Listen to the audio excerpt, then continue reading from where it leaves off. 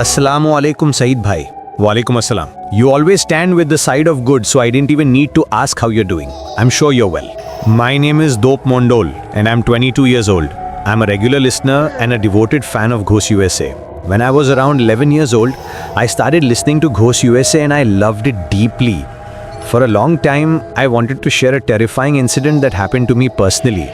Until I could tell this story to you, Said Bhai, and to the listeners of Ghost USA, I couldn't find peace. I had always wanted to visit your studio, but due to work and lack of time, I couldn't make it. I'm really sorry for that. If you like this story, please do share it on the show. Before I begin, let me tell you that my home is in Shimulia village under Jekargacha Thana in Jessore district. We are Christians and everyone in our village follows Christianity. There are no people of other religions here. It's a completely Christian area. Anyway, like every night, I finished dinner and went to bed. At some point, I fell asleep. In my sleep, I suddenly felt my entire body stiffen and rise straight up as if I were floating in the air above my bed. My whole body went numb, arms, legs, everything. I could feel what was happening, yet I couldn't move a muscle. After some time, I began to feel like I was losing consciousness. I forced my eyes open, and the next thing I knew, I fell from the air onto the bed, feeling a sharp pain in my waist. Since I was still half asleep, I didn't think too much of it and went to sleep. That night passed without anything else strange happening, but the next night, the same thing happened again. I floated above my bed and then dropped down. This happened for 2 consecutive nights exactly the same way. Eventually, I became somewhat used to it, though I didn't tell anyone, even my grandmother, who I lived with since my parents worked in Dhaka. She's old-fashioned and would have just been terrified, so I kept quiet. This continued for several nights. Nothing else happened, but the experience itself was horrifying. I used to think ghosts and jinns were nonsense, but I loved listening to scary stories. Even so, I never talked about my fears. One evening, some friends and I went to an old man in the village to hear ghost stories. His stories scared me badly inside, though I didn't show it because my friends would laugh. That night, I went home, had dinner, and went to bed like usual. But that night, something new happened. I started dreaming, and that dream somehow became real. In the dream, my friend Akash came to my house calling my name. "Hey, come outside." Half asleep, I asked him, "Why?" He said, "Our friend Ronnie is missing from his house. Come help me look for him." I was talking to Akash from my bed, still half asleep. It felt like early morning, but the time was actually around 2-3 a.m. Without thinking, I got up, opened my room door and went outside. When I reached the main gate, I saw it was locked. The key was hanging in its usual place. I grabbed it and unlocked the gate, still in a kind of trance, and followed Akash down the road. He was walking ahead of me and I was following behind. After a while, he got far ahead of me. I shouted, "Wait for me." But he didn't reply. I kept walking and suddenly tripped over something and fell. Then nothing. I don't remember a thing after that. The next morning, I woke up surrounded by people. My grandmother was crying, asking where I'd gone and what had happened. I told her everything. She said that in the middle of the night, she suddenly woke up and found my room door wide open and I was gone.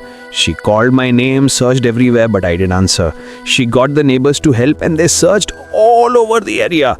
Just before dawn, around 5:30 a.m., a village boy came running to our house. He said the church caretaker had found me lying unconscious near the church under a huge old tamarind tree. That tree is over 100 years old.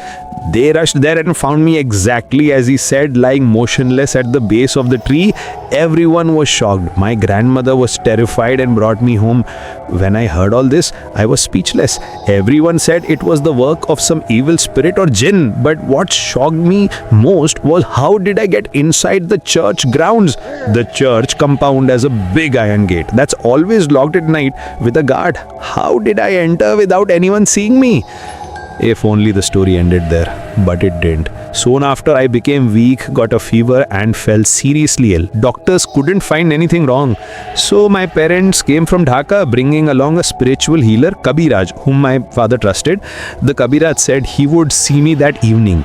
Before the ritual, he told me to bathe and bring 4 candles. I did as he said.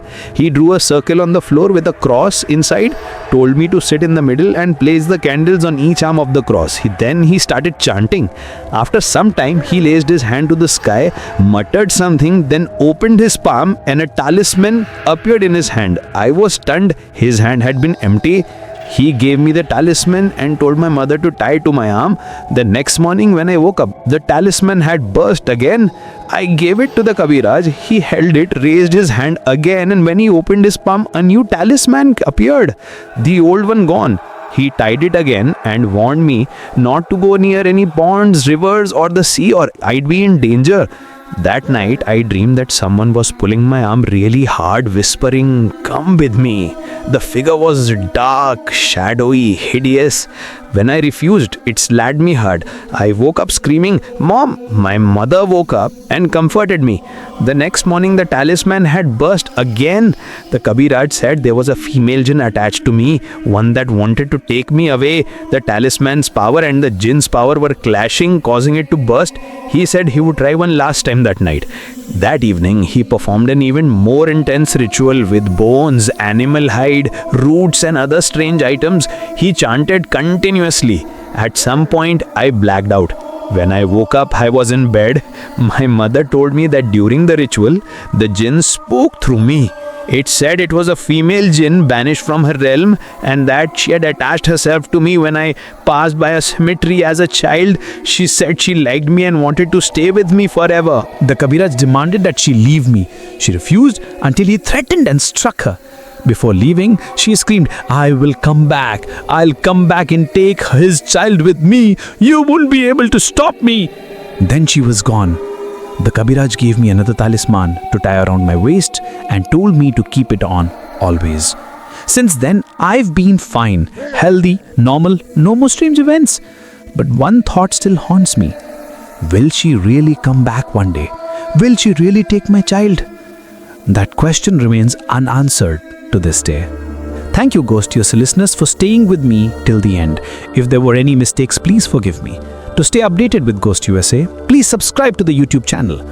I hope we continue this journey together. Until next time, stay well, stay safe, and most importantly, stay with Ghost USA. Allah Hafiz.